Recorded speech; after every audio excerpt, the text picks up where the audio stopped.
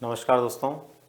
देखिए, grade third में या रीट मेंस जो आप परीक्षा मानकर चल रहे हैं, उस परीक्षा में शैक्षिक परिदृश्य से संबंधित कैसे कैसे और क्या प्रश्न पूछे जा सकते हैं, विशेष रूप से संपूर्ण जो आपका पाठ्यक्रम है, राजस्थान शैक्षिक परिदृश्य में जो जो क्षेत्र आते हैं, उन क्षेत्रों से संबंधित कुछ महत्वपूर्ण बातें जो है मैं इस वीडियो के माध्यम से आप तक पहुंचाने जा रहा हूं। और उम्मीद करता हूं दोस्तों कि इस एक ही वीडियो के माध्यम से आपका संपूर्ण जो पाठ्यक्रम है, संपूर्ण सिलेबस है, वो न सिर्फ कवर होगा बल्कि बहुत ध्यान से यदि आपने इन चीज़ों को पढ़ लिया, समझ लिया, तो सुनिश्चित रूप से आपकी परीक्षा में आने वाले जो प्रश्न होंगे उनमें भी मैक्सिमम प्रश्न यहाँ से मिलने की संभावना बनती है। तो दोस्तों शुरुआत करते हैं बिना किसी देरी के, और ये है शुरुआत में सबसे पहले नंबर पर। तो देखिए, हम शैक्षिक परिदृश्य की बात कर रहे हैं, एक ही क्लास में सब कुछ, ये इसका मतलब आप समझ रहे हैं कि जो भी हमारा सिलेबस है उन सब से जुड़ी हुई चीज़ें यहाँ पर आपको मिलेगी। और ये मेरिट का मूल आधार भी रहेगा, क्योंकि ये आप लोगों का एक नया विषय है, नया सब्जेक्ट है, तो डेफिनेटली इसके बहुत अच्छे से जो भी अलग अलग तथ्य हैं, जानकारियाँ हैं, वो आपने ठीक से तैयार कर ली तो फाइनली आपकी मेरिट में, आपके चयन में भी इसका बहुत बड़ा सहयोग आपको मिलेगा। तो शुरू करते हैं दोस्तों। सबसे पहले नंबर पर देखिए, अंग्रेजी काल से लेकर के वर्तमान समय तक की राजस्थान शैक्षिक परिदृश्य की सभी बातों को हम देखेंगे। तो अंग्रेजी ईस्ट इंडिया कंपनी के द्वारा राजस्थान में सबसे पहले अंग्रेजी शिक्षा की शुरुआत जो की गई थी वो कहाँ से की गई थी, ये हमें पूछा जा सकता है। तो दोस्तों ये शुरुआत की गई थी पुष्कर अजमेर से, और जेवेज केरी नामक एक अंग्रेज अधिकारी था, जेवेज केरी नामक अंग्रेज अधिकारी था, उसको 1819 ईस्वी में ये कार्य करने के लिए सौंपा गया था। यानी अजमेर जिले के पुष्कर क्षेत्र से इसकी शुरुआत सबसे पहले की गई थी। उसके बाद में दोस्तों अजमेर जिले में ही आने वाले भिनाई और केकड़ी जो क्षेत्र हैं, यहाँ पर भी इस तरह के अंग्रेजी स्कूल खोले गए। लेकिन यहाँ पर जो अंग्रेजी स्कूल खोले गए, इनमें ईसाइयों की मिशनरीज से जुड़ी हुई शिक्षा दी जाने लगी, जिसके कारण बच्चों को लोगों ने पढ़ने नहीं भेजा। यानी यहाँ पर ईसाई जो धर्म है उससे जुड़ी हुई शिक्षा जब दी जाने लगी तो लोगों ने अपने बच्चों को उस शिक्षा के लिए स्कूल में नहीं भेजा। इसलिए यहाँ के जो स्कूल थे, ज़्यादातर जो अंग्रेजी माध्यम के खोले गए अजमेर के आसपास के क्षेत्रों में, वो विफल हो गए। यानी कि वो सफल स्कूल के रूप में नहीं रहे, इनकी लोकप्रियता नहीं रही, और कुल मिलाकर ये स्कूल ज़्यादा लंबे समय तक नहीं चल पाए। नेक्स्ट दोस्तों, लॉर्ड मेकाले की नई शिक्षा नीति। देखो, नई शिक्षा नीति आपको पूछा जा सकता है, एक नई शिक्षा नीति अंग्रेजी काल में किसके द्वारा लाई गई थी? लॉर्ड मेकाले के द्वारा लाई गई थी। और लॉर्ड मेकाले की शिक्षा नीति की सबसे बड़ी विशेषता क्या है? सबसे बड़ी विशेषता क्या है? देखिए, इसकी जो नई शिक्षा नीति थी, इस नई शिक्षा नीति के आधार पर निःशुल्क शिक्षा देना सबसे महत्वपूर्ण विशेषता थी। पहली बार निःशुल्क शिक्षा बालकों को मिले, ये किसकी नीति में आया था? लॉर्ड मेकाले की नीति में आया था। और इसी नीति के आधार पर दोस्तों पहली बार अजमेर के अंदर ही एक ऐसा स्कूल खोला गया था जिसका संबंध किससे था? निःशुल्क शिक्षा से था। यानी निःशुल्क शिक्षा देने वाला पहला सरकारी स्कूल जो खोला गया, लॉर्ड मेकाले की शिक्षा नीति से खोला गया दोस्तों। और ये कब खोला गया? 1936 ईस्वी में, 1936 ईस्वी में ये स्कूल खोला गया। लेकिन ये जो स्कूल था, ये वित्तीय भार के चलते 1943 ईस्वी में क्या हो गया? वापस बंद कर दिया गया, वापस बंद हो गया। यानी निःशुल्क शिक्षा बालकों को मिले ऐसा सरकारी स्कूल अंग्रेजी टाइम में खोला गया था, मेकाले की नीति के द्वारा अजमेर में खोला गया था 1936 में, जो कब बंद हो गया? 1943 में। ये भी आपसे पूछा जा सकता है। नेक्स्ट है दोस्तों, राजस्थान की प्रमुख स्वायत्त शासी संस्थाएं आपसे पूछी जा सकती है। स्वायत्त शासी संस्था का मतलब क्या होता है? सबसे पहले तो हमें ये पता रहे, स्वायत्त शासी संस्था का मतलब उन संस्थाओं से होता है जो होती सरकारी है, लेकिन उनको कार्य करने की स्वतंत्रता दी जाती है और उनके लिए अलग से संगठन सरकार बना देती है और वो अपने कार्यों को स्वतंत्र रूप से करती है। राज्य स्तरीय ये संस्थाएं होती है जो किसी क्षेत्र विशेष के कार्य के लिए जिम्मेदार होती है। जैसे ऐसी संस्थाओं में राजस्थान माध्यमिक शिक्षा बोर्ड है, तो राज्य स्तरीय बोर्ड परीक्षाओं के लिए ये बना हुआ है, संपूर्ण राजस्थान के लिए काम करता है। ये स्वायत्त शासित संस्था है, इसके अपने नियम कायदे खुद के होते हैं और ये अपने निर्देशों के आधार पर कार्यों को पूरा करता है सरकार के मार्गदर्शन में। इसके बाद में राजस्थान राज्य पाठ्य पुस्तक मंडल है, ये भी जयपुर में है, और ये जयपुर में पाठ्य पुस्तक मंडल है, ये पुस्तकों का मुद्रण और वितरण करता है।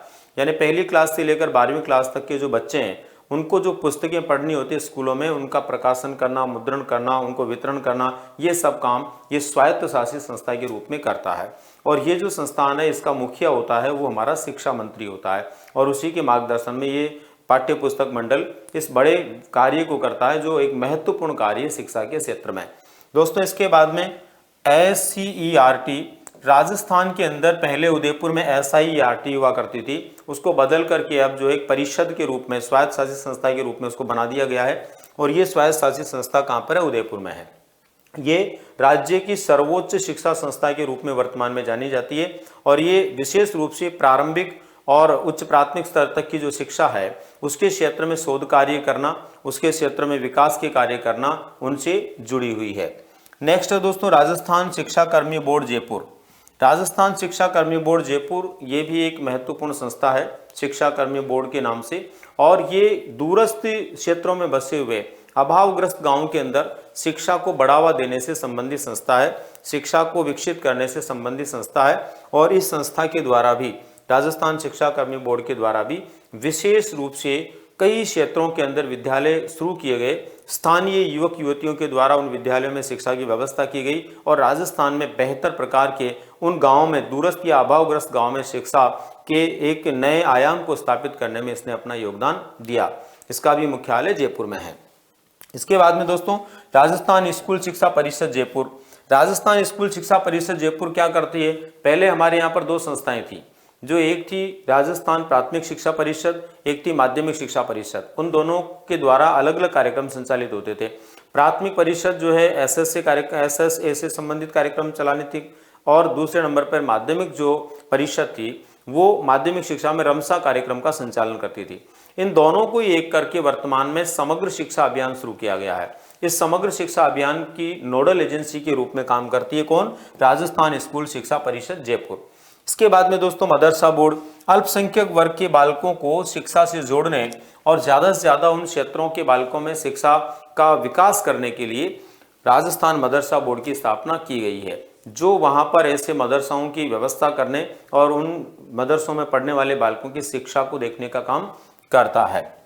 नेक्स्ट है दोस्तों राज्य स्तरीय शिक्षा निदेशालय में शिक्षा निदेशक IAS अधिकारी होता है। राज्य स्तरीय जो हमारा शिक्षा निदेशालय है, राज्य स्तरीय शिक्षा निदेशालय हमारा जो है वो कब शुरू हुआ था दोस्तों? 1950 ईस्वी में शुरू हुआ था। इसकी स्थापना 1950 ईस्वी में आज़ादी के बाद की गई थी, और ये कहाँ पर स्थित है? बीकानेर में स्थित है। तो यहाँ पर जो इसके निदेशालय में जो शिक्षा निदेशक होता है वो कौन होता है? IAS कैडर का अधिकारी होता है। ठीक है, जो सरकार और शिक्षा संस्थाओं के बीच में संपर्क स्थापित करता है और जो शैक्षिक नीतियां होती है उनका निर्धारण करता है।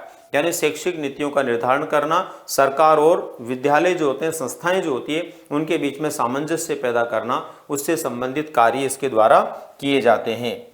नेक्स्ट है दोस्तों वर्तमान राजस्थान का शिक्षा निदेशालय। वर्तमान राजस्थान का शिक्षा निदेशालय कब खोला गया? 1950 में। कहां पर खोला गया था? बीकानेर में। अभी मैंने बताया पिछले प्रश्न पर कि 1950 में बीकानेर में स्थापित किया गया था।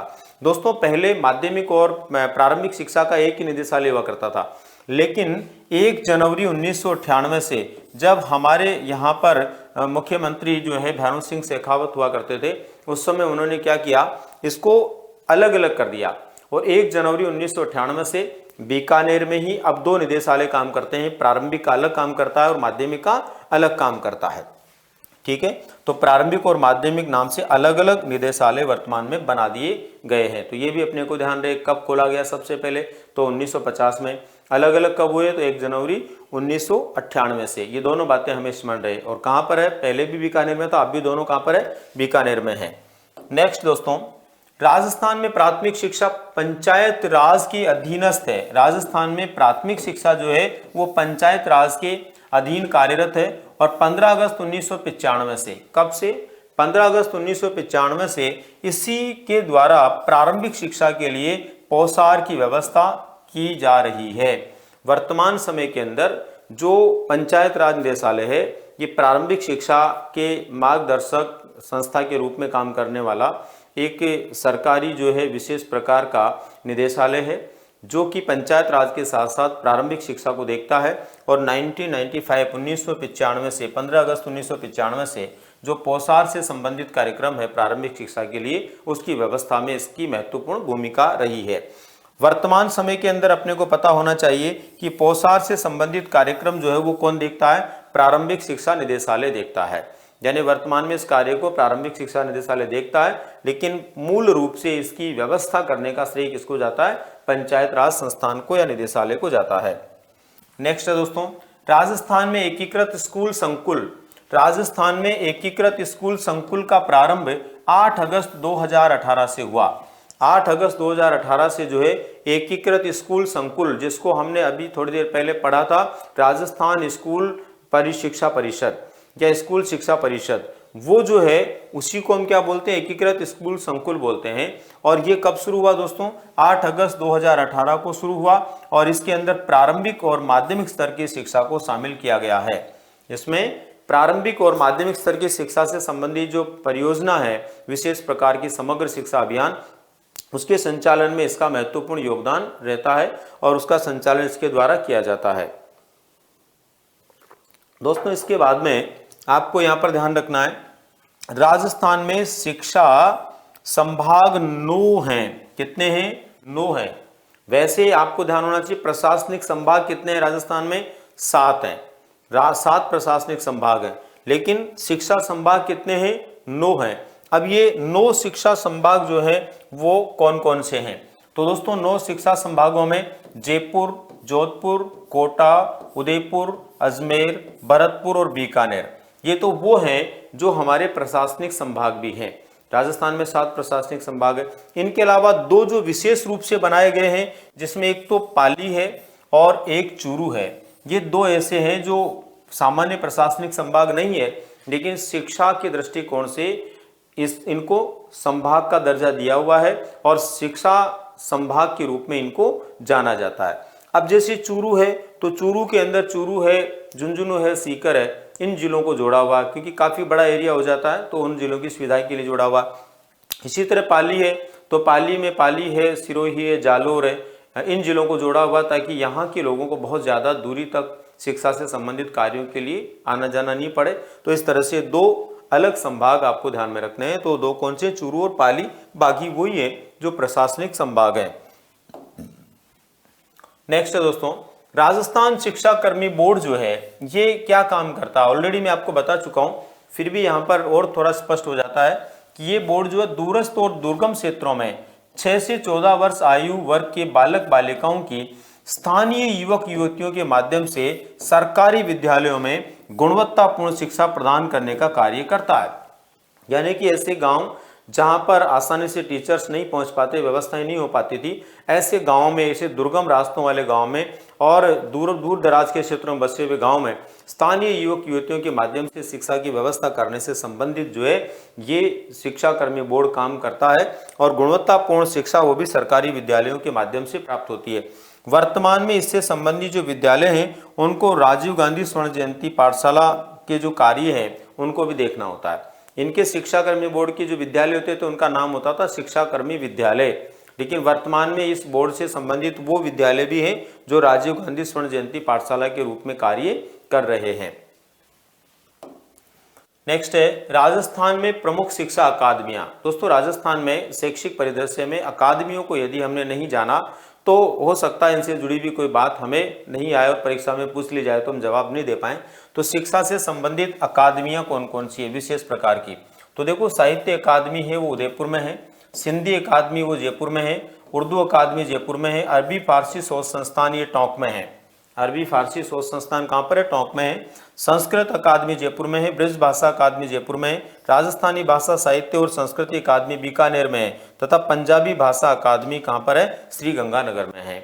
तो दोस्तों ये 9 अकादमियां विशेष रूप से आपको ध्यान में रखनी चाहिए। हो सकता है किसी भी भाषा को लेकर, साहित्य को लेकर, किसी विशेष व्यवहार को लेकर के बनी हुई जो अकादमियां उनके बारे में आपको पूछ लिया जाए, सुमेलित करके पूछ लिया जाए या उनकी जगह पूछ ली जाए या कौन सी भाषा की अकादमी कहाँ पर है ऐसा आपसे पूछ लिया जाए, तो ये भी एक बार आपको देख लेने की आवश्यकता है। दोस्तों नेक्स्ट है राजस्थान में स्टेट ओपन स्कूल 21 मार्च 2005 में राजस्थान में स्टेट ओपन स्कूल 21 मार्च 2005 में एकलव्य भवन जयपुर में शुरू किया गया। इसका नाम एकलव्य भवन क्यों रखा गया? एकलव्य ने महाभारत काल में दूरस्थ शिक्षा के माध्यम से धनुर्विद्या सीख ली थी जब गुरु द्रोण ने उनको शिक्षा नहीं दी थी। तो उसी प्रकार से यहाँ पर भी दूरस्थ शिक्षा से जुड़े हुए बालकों के लिए इसकी शुरुआत की गई, इसलिए उसका नाम क्या रखा गया? एकलव्य भवन रखा गया। यहाँ से 14 वर्ष की आयु के बालक माध्यमिक और 15 वर्ष की आयु के बालक उच्च माध्यमिक की परीक्षा दे सकते हैं। यानी कि 14 वर्ष का बालक 10वीं की परीक्षा दे सकता है और 15 वर्ष का बालक जो है 12वीं की परीक्षा दे सकता है। 12वीं की परीक्षा देने के लिए 10वीं की परीक्षा पास होना जरूरी है, लेकिन 10वीं की परीक्षा देने के लिए उसको केवल साक्षर होना जरूरी है। उसके लिए किसी भी प्रकार की 9वीं क्लास तक की कोई भी जो है मार्कशीट नहीं है तो भी वो परीक्षा दे सकता है। दोस्तों यहाँ पर जो परीक्षा देगा उसके लिए माध्यमिक शिक्षा में कुल 17 विषय यहाँ पर है, जिनमें से 5 चुनने पड़ेंगे, और उच्च माध्यमिक में टोटल 21 विषय, उनमें से 5 चुनने पड़ेंगे। यानी कोई 5 विषयों में उसको 10वीं या 12वीं पास करनी होती है, लेकिन 10वीं के अंदर 5 विषय चुनने के लिए 17 में से 5 विकल्प होते हैं उसके पास, और 12वीं कक्षा के लिए 21 विषयों में से 5 विषय चुनने का विकल्प होता है। तो इसका मतलब ये दूरस्थ शिक्षा के लिए एक बहुत अच्छी व्यवस्था है राजस्थान में शैक्षिक परिदृश्य के दृष्टिकोण से। नेक्स्ट है दोस्तों, राजस्थान में नई शिक्षा नीति। राजस्थान में नई शिक्षा नीति 1986 की बुनियादी योजना के आधार पर, यानी कि 1986 की शिक्षा नीति जो है उसकी योजना के आधार पर institute of advance study in education IASE संस्थान खोले गए, जिनका उद्देश्य विशेष गुणवत्तापूर्ण शिक्षक प्रशिक्षण व्यवस्था करना था। विशेष गुणवत्तापूर्ण प्रशिक्षण प्राप्त शिक्षक तैयार करना इसका उद्देश्य था। और दोस्तों इस तरह के संस्थान राजस्थान के अंदर खोले गए। सबसे पहले इस तरह के 4 संस्थान खोले गए थे, जिसमें एक बीकानेर और अजमेर में सरकारी थे, एक उदयपुर और सरदार शहर चूरू में निजी क्षेत्र के थे। वर्तमान में 2 कार्यरत हैं, एक अजमेर में और एक बीकानेर में है। दोस्तों देखिए, इनकी व्यवस्था करना था और सीटी संस्थान तथा डाइट संस्थानों का मार्गदर्शन करना इनका काम था। यानी बीएड करवाने वाले और बीएसटीसी या डीएलएड करवाने वाले जो संस्थान थे उनका मार्गदर्शन करना किसका काम था? IASE संस्थान का काम था। प्रबंधन एवं प्रशासन, शैक्षिक योजना, सेवारत शिक्षक प्रशिक्षण, अकादमिक मार्गदर्शन, शिक्षा में एमएड, एमफिल, पीएचडी जैसे पाठ्यक्रमों का संचालन करना और क्रियात्मक अनुसंधान और सेवा योजना के विकास से संबंधित कार्य IASE संस्थानों के हुआ करते हैं। तो आपको इनके कार्य पूछे जा सकते हैं कि IASE संस्थान का कार्य निम्न में से है या नहीं है। तो ये सभी कार्य आपको ध्यान में रखने चाहिए, इनसे संबंधित कोई भी कार्य आपको वहां पर पूछा जा सकता है। और निश्चित रूप से यहाँ से कार्य पूछने की संभावना इसलिए बनती है कि ये प्रशिक्षण के क्षेत्र में राजस्थान की धरती पर 2 बड़े संस्थान हैं जो अन्य सभी संस्थानों को अपना मार्गदर्शन प्रदान करते हैं। नेक्स्ट है दोस्तों, IASE में कुल 8 प्रभाग होते हैं। IASE जो होता है उसमें कुल 8 प्रभाग होते हैं, जिनमें प्राथमिक शिक्षा प्रभाग होता है, शैक्षिक आधार प्रभाग होता है, शैक्षिक प्रौद्योगिकी प्रभाग होता है, सेवारत शिक्षक प्रशिक्षण प्रभाग होता है, योजना प्रभाग होता है, शोध प्रभाग होता है, विशिष्ट शिक्षा प्रभाग होता है और प्रबंधन और प्रशासन से संबंधित प्रभाग होते हैं। ये सभी प्रभाग अपने नाम के अनुसार कार्य करते हैं। जो प्राथमिक शिक्षा से जुड़ा हुआ है वो प्राथमिक शिक्षा उन्नति में काम करेगा, जो प्रौद्योगिकी से जुड़ा हुआ है वो शिक्षा तकनीकी विकास में काम करेगा, जो प्रबंधन प्रशासन से वहाँ का प्रबंधन और प्रशासन संबंधित कार्य संभालेगा। तो सबके अपने अपने कार्य उनकी प्रकृति के आधार पर, नामों के आधार पर हम समझ सकते हैं। दोस्तों वर्तमान राजस्थान में बीकानेर और अजमेर में 2 संस्थान है। अभी थोड़ी देर पहले मैंने बताया आपको कि राजस्थान में वर्तमान में केवल 2 ही इस तरह के IASE संस्थान है, एक बीकानेर में और एक अजमेर में है। ठीक है, जहां समय समय पर वरिष्ठ अध्यापकों, व्याख्याताओं और प्रधानाचार्यों के प्रशिक्षण होते रहते हैं। ये आपके लिए बहुत महत्वपूर्ण है। यहाँ से आपको ये लाइनें सीधी सीधी पूछी जा सकती है कि वरिष्ठ अध्यापकों, व्याख्याताओं और प्रधानाचार्यों की ट्रेनिंग जो होती है विशेष रूप से वो IASE संस्थानों के माध्यम से होती है। और कहाँ होती है? अजमेर और बीकानेर में, ये 2 जगह पर ये संस्थान है। ठीक है दोस्तों, नेक्स्ट है राजस्थान स्कूल शिक्षा परिषद प्राथमिक और उच्च माध्यमिक तक की। राजस्थान स्कूल शिक्षा परिषद प्राथमिक एवं उच्च माध्यमिक तक की शिक्षा व्यवस्था को मजबूत बनाने के लिए कार्य करता है और राजकीय विद्यालयों में पर्यवेक्षण एवं प्रबंधन का श्रेष्ठ बनाने के लिए भी काम करता है। यानी कि प्राथमिक से लेकर के उच्च माध्यमिक शिक्षा को और मजबूत और गुणवत्तापूर्ण बनाना इसका काम है। इसके अलावा स्कूलों का पर्यवेक्षण करना, प्रबंधन करना, उसमें सुधार करना, गुणवत्ता में सुधार करना, ये भी इनका काम है। तथा इसके लिए प्रत्येक पंचायत में आदर्श विद्यालयों को स्थापित किया गया, यानी प्रत्येक पंचायत में एक आदर्श विद्यालय बनाया गया है और वो जो आदर्श विद्यालय है उसको पंचायत रिसोर्स सेंटर PRC बनाया गया है। क्या बनाया गया? PRC। और इस PRC का मुखिया जो होता है उसी सीनियर सेकेंडरी स्कूल का या उच्च माध्यमिक स्कूल का प्रिंसिपल होता है, ठीक है ना। इसका मुखिया पदेन पंचायत प्रारंभिक शिक्षा अधिकारी होता है, PEEO होता है, और ये उस स्थानीय स्कूल का क्या होता है दोस्तों? प्रधानाचार्य होता है। ध्यान रहे, ये उस स्थानीय स्कूल का प्रधानाचार्य होता है जो उस पंचायत का आदर्श विद्यालय है, ठीक है। नेक्स्ट है RC मेहरोत्रा समिति की सिफारिशों से। RC मेहरोत्रा समिति की सिफारिशों के आधार पर 11 नवंबर 1978 को उदयपुर में किसकी स्थापना हुई थी? SIRT की स्थापना की गई थी। दोस्तों बाद में इसको बदल करके स्वायत्त शासित संस्था थी सबसे पहले। ये पहले क्या थी? ये स्वायत्त शासित संस्था थी। बाद में इसको बदला गया 1 जनवरी 2002 को और बदल करके इसको आयुक्त प्रारंभिक शिक्षा के अधीन कर दिया गया, यानी स्वायत्त शासित संस्था होने का दर्जा इससे छीन लिया गया।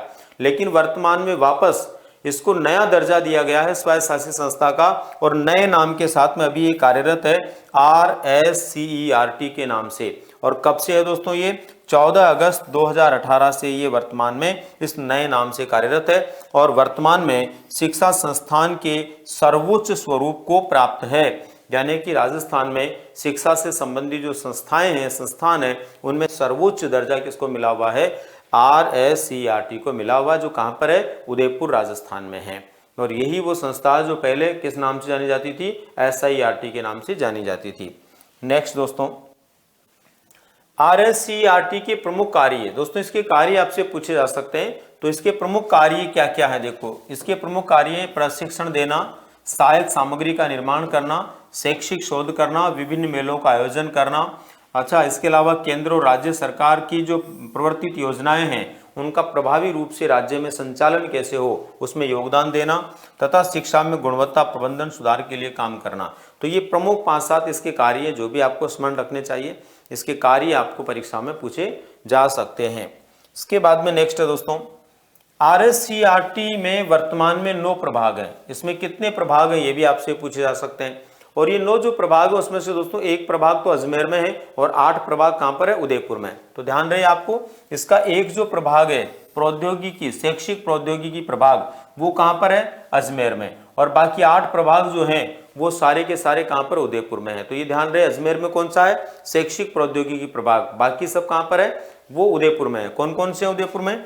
अनौपचारिक शिक्षा, विज्ञान एवं गणित शिक्षा, शैक्षिक प्रशासन, पाठ्यक्रम एवं मूल्यांकन विकास, शैक्षिक अनुसंधान एवं प्रसार, मनोविज्ञान एवं व्यावसायिक शिक्षा, शिक्षा प्रशिक्षण, और इसके अलावा मानविकी विभाग, यानी टीचर्स ट्रेनिंग और मानविकी विभाग। ये 8 जो प्रभाग हैं ये उदयपुर में है, और एक प्रभाग जो शैक्षिक प्रौद्योगिकी से जुड़ा हुआ है वो अजमेर में है। माध्यमिक शिक्षा बोर्ड के लिए वो काम करता है, माध्यमिक शिक्षा बोर्ड के कार्यों में सहयोग करता है।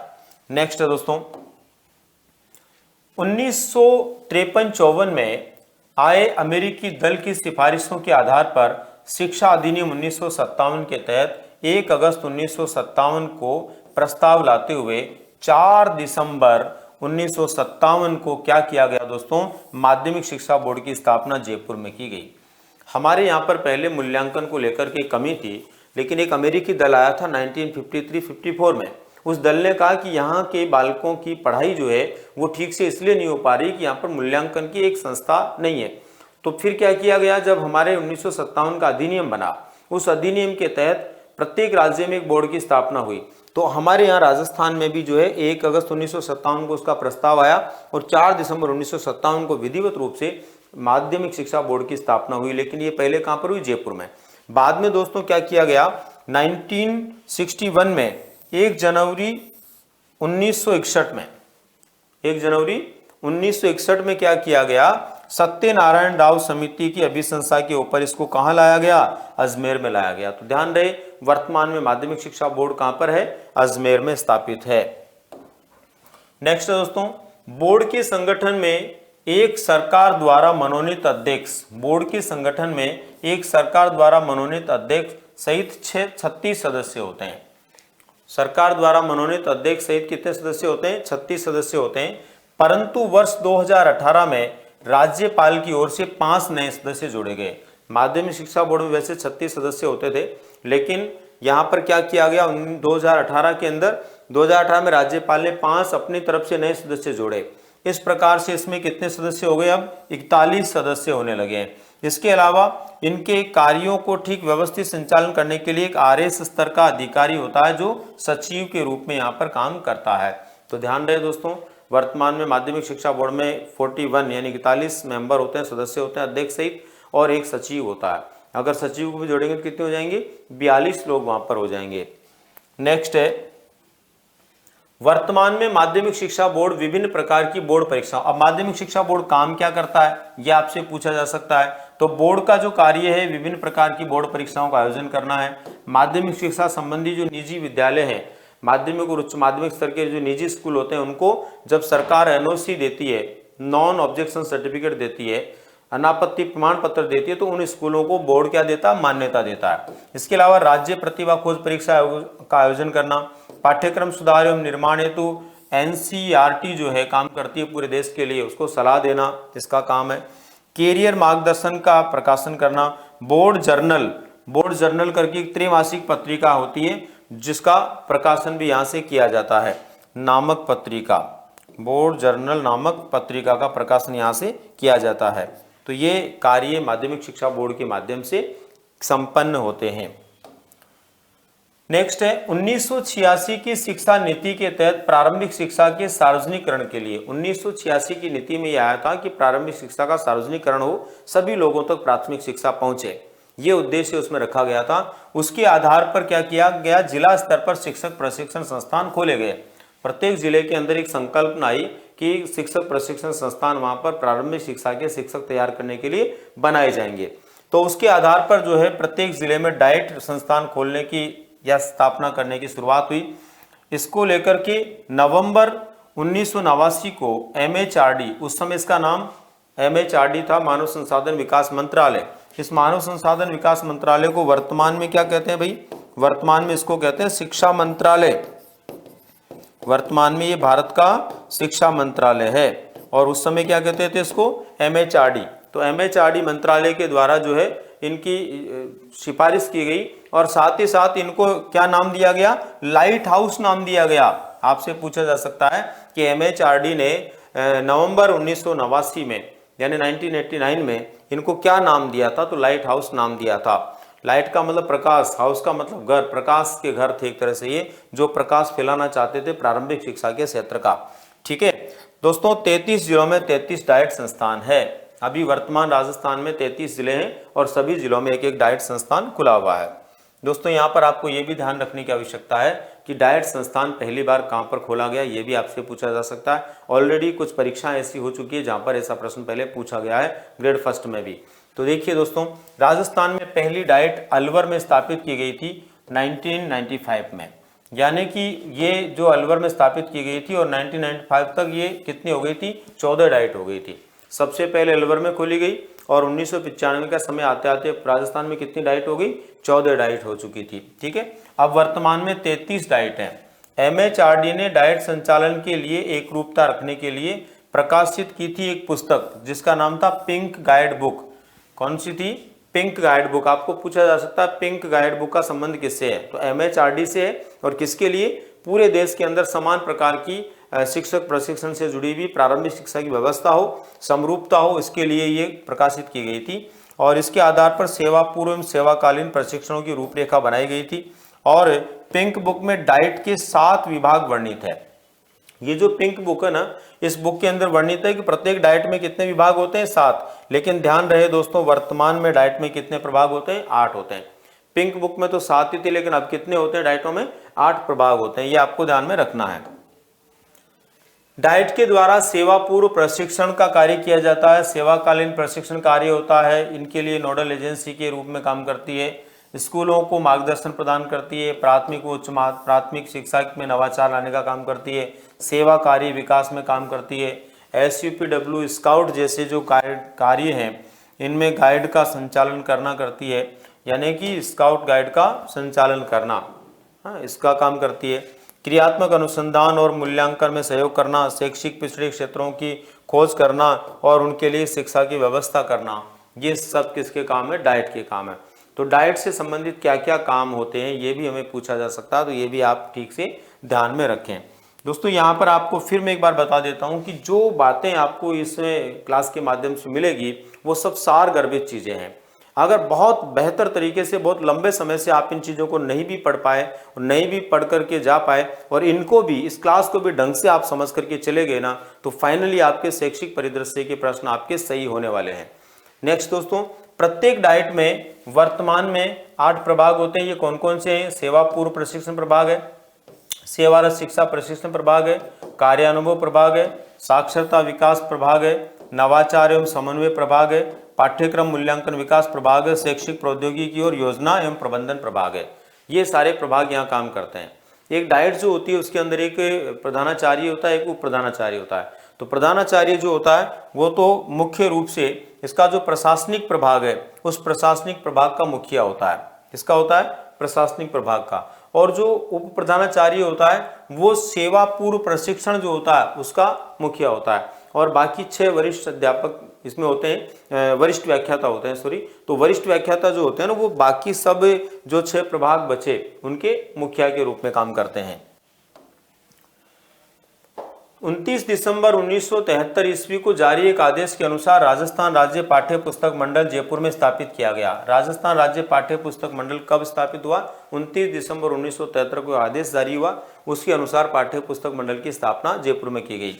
इसका पंजीकरण संस्था पंजीकरण अधिनियम 1958 के तहत हुआ और 1 जनवरी 1974 से झालाना डूंगरी जयपुर में इसका मुख्यालय बनाते हुए इसकी स्थापना की गई।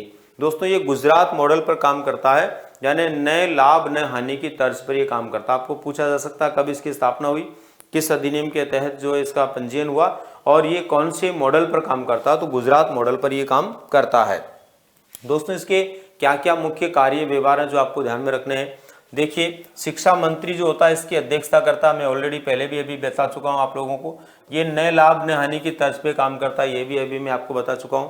प्रारंभिक स्तर से लेकर के 12वीं कक्षा तक की जो पुस्तकें हैं उनका मुद्रण और वितरण करता है तथा प्रशासनिक संबंध प्रारंभिक शिक्षा निदेशालय से किया गया। यानी प्रशासनिक दृष्टिकोण से ये किसके साथ जुड़कर काम करता है? प्रारंभिक शिक्षा निदेशालय के साथ जुड़कर के काम करता है।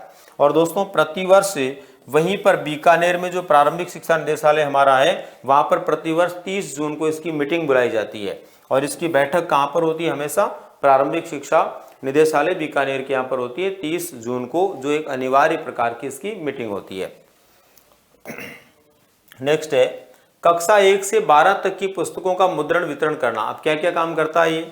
कक्षा 1 से लेकर 12 तक की पुस्तकों का मुद्रण वितरण करना है, अच्छे लेखकों को और समीक्षकों, संपादकों एवं चित्रकारों का चयन करना, उनसे अनुबंध करना ताकि किताबों के लिए वो लोग काम कर पाएं, किताब लिख पाएं, उनका संपादन कर पाएं, ये सारे काम करने के लिए उनको रखते हैं। प्रारंभिक शिक्षा संबंधित पुस्तकों के लिए अनुसंधान भी करते हैं। छोटे बच्चों की किताबों के अंदर किस तरह से वो अट्रैक्टिव बने, छोटे बच्चे कैसे जल्दी सीखें, कैसे अधिगम हो, इसके लिए अनुसंधान भी इनके द्वारा किया जाता है। इसके अलावा कक्षा 6 से 12 तक के लिए आशु भाषण, वाद विवाद जैसी प्रतियोगिताओं का आयोजन भी किसके द्वारा किया जाता है? इस संस्थान के द्वारा, यानी कि राजस्थान राज्य पाठ्य पुस्तक मंडल के द्वारा ये काम किया जाता है। नेक्स्ट है SIQE से संबंधित ज्ञान संकल्प पोर्टल। SIQE से संबंधित ज्ञान संकल्प पोर्टल बना हुआ दोस्तों, जो मुख्यमंत्री विद्यादान कोष की स्थापना राजकीय विद्यालयों को वित्तीय संबल प्रदान करने के लिए की गई है। यानी इससे क्या जुड़ा हुआ? मुख्यमंत्री विद्यादान कोष। और इसका जो है उद्देश्य क्या है? जो राजकीय विद्यालय उनके अंदर वित्तीय सहायता लोगों से लें और उनके विकास के लिए काम करें, उनके आधारभूत संचालन करना, उनकी आधारभूत संरचना को और सुदृढ़ बनाना, और इसके अलावा और भी शैक्षिक दृष्टिकोण से सकारात्मकता क्या उनमें आ सकती है, उन उद्देश्यों से इसको बनाया गया। इसके द्वारा किसी व्यक्ति, दानदाता, भामाशाह, औद्योगिक संस्थानों के द्वारा आवश्यक धन संग्रह किया जाता है और उस धन के माध्यम से विद्यालयों का विकास किया जाता है। कुल मिलाकर के स्कूल डेवलपमेंट को लेकर के ये विशेष प्रकार का कार्य किया जाता है और विशेष रूप से मुख्यमंत्री विद्यादान कोष इससे जुड़ा हुआ है, जो विद्यालयों में, राजकीय विद्यालयों में गुणवत्तापूर्ण व्यवस्थाओं के साथ में अच्छी सुदृढ़ संरचना उसकी बने, इसके लिए काम करता है। नेक्स्ट दोस्तों, दीक्षा राइस digital infrastructure for knowledge sharing, ये जो है एक विशेष प्रकार का कार्य है और ये अपने आप के अंदर जो है एक पोर्टल के रूप में काम करता है। 5 सितंबर 2017 को तत्कालीन उपराष्ट्रपति वेंकैया नायडू, उस समय उपराष्ट्रपति कौन थे? वेंकैया नायडू। अभी वर्तमान में उपराष्ट्रपति बदल चुके हैं, जगदीप धनखड़ जो है अब नए क्या हो गए? उपराष्ट्रपति हो गए। तो ध्यान रहे कि वेंकैया नायडू उस समय उपराष्ट्रपति थे और इनके द्वारा जो है सबसे पहले इसकी शुरुआत की गई थी। इसकी शुरुआत की गई थी एनसीईआरटी और शिक्षा मंत्रालय भारत सरकार के संयुक्त उपक्रम के रूप में, यानी इसको आगे बढ़ाने में योगदान किस किस का? एनसीईआरटी का और भारत देश का जो शिक्षा मंत्रालय, उन दोनों का योगदान इसमें रहा है। ये राष्ट्रीय शिक्षक मंच है, ये अपने आप में क्या है? दीक्षा, राष्ट्रीय शिक्षा मंच है और विद्यार्थियों के मार्गदर्शन और उनके कैरियर संबंधी सुझावों के साथ ही प्राथमिक स्तर से लेकर के पीजी तक, पोस्ट ग्रेजुएशन तक के पढ़ाई से संबंधित सामग्री यहाँ पर उपलब्ध रहती है। किसी भी विषय का, किसी भी प्रकार का मटेरियल यहाँ पर उपलब्ध हो जाता है। तो ये एक पोर्टल है, मोबाइल ऐप है जिस पर स्टडी मटेरियल उपलब्ध होता है। कहने का मतलब जैसे अभी कोरोना काल के समय इस तरह के पोर्टल बहुत ज़्यादा उपयोगी हुए और इनके माध्यम से बालकों को, विद्यार्थियों को काफ़ी कुछ लाभ मिला, बहुत सारे टीचर्स को जानने का भी अवसर मिला। नेक्स्ट है smile, social media interface for learning engagement की शुरुआत जो है 13 अप्रैल 2020 को की गई। यानी इसकी शुरुआत जो की गई वो कब की गई? 13 अप्रैल 2020 को। किसकी शुरुआत की गई? स्माइल की शुरुआत की गई। ये शिक्षा विभाग द्वारा अभिनव नवाचारी शिक्षा कार्यक्रम है। ये क्या है? शिक्षा विभाग द्वारा शुरू किया गया एक अभिनव नवाचारी शिक्षा कार्यक्रम है। सोशल मीडिया के माध्यम से छात्रों में अधिगम सक्रियता बनाए रखने वाला है और कोरोना महामारी के समय ऑनलाइन शिक्षा देने के उद्देश्य से इसकी शुरुआत की गई। कोरोना महामारी के समय ऑनलाइन शिक्षा बालकों कैसे दी जाए, उसके लिए इसकी शुरुआत की गई। इसके अब तक 0, 1, 0, 2, 0 और 3 0 नामक 3 फेज हो चुके हैं, यानी कि 1, 2, 3 फेज इसमें अब तक पूरे हो चुके हैं। नेक्स्ट है 1 जून 2020 से प्रारंभ शिक्षा दर्शन डीडी राजस्थान टीवी चैनल के माध्यम से चलने वाले कार्यक्रम होते हैं। ये सोमवार से शुक्रवार तक होते हैं और 3 घंटे और 15 मिनट के लिए कार्यक्रमों का क्या होता है? प्रसारण होता है। कक्षा 1 से 12 तक के लिए प्रसारण होता है। इसका ध्येय वाक्य है पढ़ेगा राजस्थान बढ़ेगा राजस्थान, यानी राजस्थान पढ़ेगा और फिर वो क्या करेगा? आगे बढ़ेगा। ये इसका ध्येय वाक्य है, ठीक है। और प्रत्येक शनिवार को शिल्प कला प्रशिक्षण कार्यक्रम भी इसमें प्रसारित होता है। तो कुल मिलाकर के यूं कह सकते हैं कि एक टीवी चैनल है ये और इस टीवी चैनल के माध्यम से बालकों के लिए विशेष प्रकार की पढ़ाई से संबंधित कार्यक्रम प्रसारित होते हैं। कोरोना काल में ये विशेष रूप से योगदान या महत्वपूर्ण सहयोग देने वाला एक कार्यक्रम रहा है जो कि डीडी राजस्थान टीवी चैनल के माध्यम से प्रसारित होता है। इसको आप जो है टीवी चैनल को अपने मोबाइल ऐप पर भी देख सकते हैं। दोस्तों नेक्स्ट है आकाशवाणी के माध्यम से शिक्षा प्रदान करने की भी योजना आई जब कोरोना काल चल रहा था।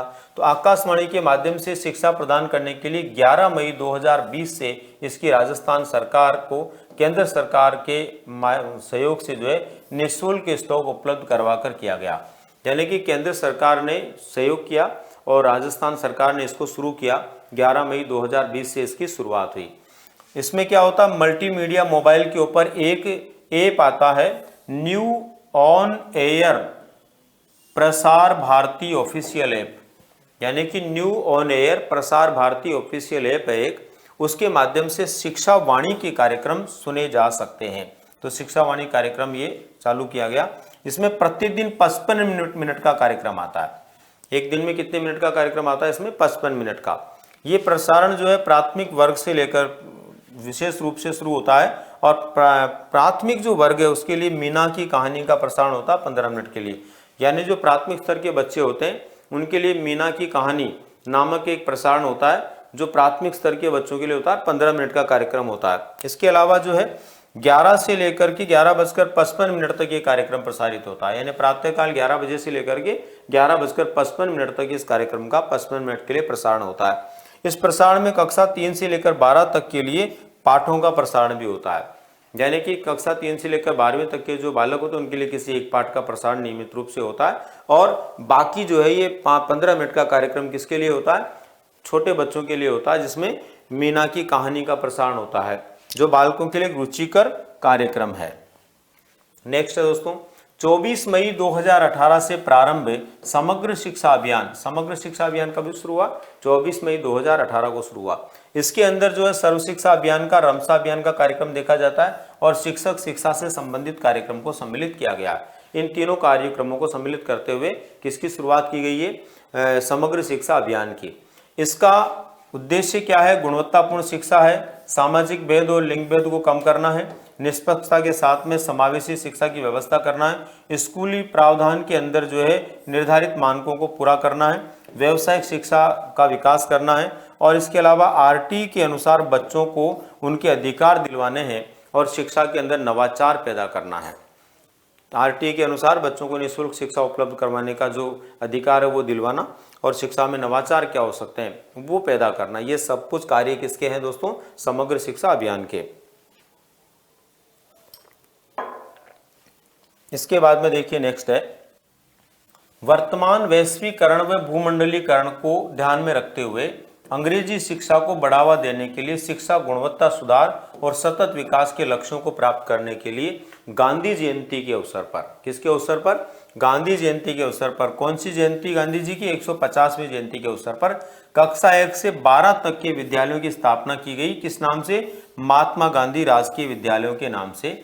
और ये महात्मा गांधी विद्यालयों के नाम से जो विद्यालय हैं, अंग्रेजी माध्यम की शिक्षा विशेष रूप से यहाँ पर दी जाती है और ये राजस्थान के 33 जिला और 301 ब्लॉक मुख्यालयों पर शुरू किए जाने की योजना के तहत शुरू किए गए, यानी सभी जिला मुख्यालयों पर ये होंगे। इसके अलावा जो है 301 ब्लॉक मुख्यालय होंगे, वहाँ पर ये काम करेंगे ताकि भारत देश के लोगों को वैश्वीकरण को ध्यान में रखते हुए जो अंग्रेजी शिक्षा की ज़रूरत है वो मिल सके और वो अन्य देशों के मुकाबले अंग्रेजी शिक्षा के अंदर अपने स्तर को सुधार सकें। नेक्स्ट है दोस्तों, एनसीएफ 2005 के लिए रूपरेखा तैयार करने वाली, एनसीएफ 2005 के लिए रूपरेखा तैयार करने वाली समिति प्रोफेसर यशपाल समिति थी। इसके द्वारा बाल केंद्रित शिक्षा पर जोर दिया गया तथा शिक्षा को बाह्य वातावरण से जोड़ना, बालकों को रटने की प्रणाली से मुक्त करना, परीक्षा में लचीलापन लाते हुए मूल्यांकन को बढ़ावा देना, बालकों को सुनागरिक बनाने और उसके चहुमुखी विकास के लिए व्यवस्था पर ध्यान देना, ये कार्य प्रोफेसर यशपाल समिति के द्वारा किया गया। यानी कि उसमें कहा गया मुख्य रूप से कि बालकों को जो पढ़ाया जाए वो उसके बाह्य वातावरण से जोड़ें। ये प्रस्तावना के मुख्य जो है वो दिए गए निर्देश हैं और सामान्यतः प्रश्न यहीं से आता परीक्षा में। तो माध्यमिक से भाई उसमें तय किया गया बाल केंद्रित शिक्षा हो, इसके अलावा शिक्षा को बाह्य वातावरण से जोड़ा जाए, रटने से बालकों की पढ़ाई को मुक्त किया जाए, इसके अलावा परीक्षा प्रणाली में लचीलापन लाया जाए और इसके अलावा बालकों को सुनागरिक बनाया जाए और चहुमुखी विकास उनका हो। ये भी एनसीएफ 2005 के माध्यम से तय किया गया था। दोस्तों ये सब कुछ जो खास बातें हमने की यहाँ पर, ये सारी बातें सुनिश्चित रूप से आपके शैक्षिक परिदृश्य को एक नज़र में पूरा करती है।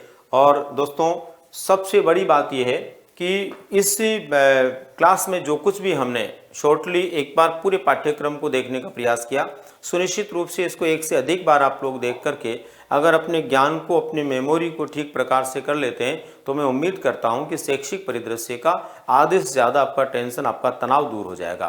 दोस्तों इसी तरह से फिर और कोई विशेष प्रकार की जानकारी के साथ में और आप लोगों के फायदे के लिए क्या मैं कर सकता हूं उसके लिए और फिर से उपस्थित होऊंगा।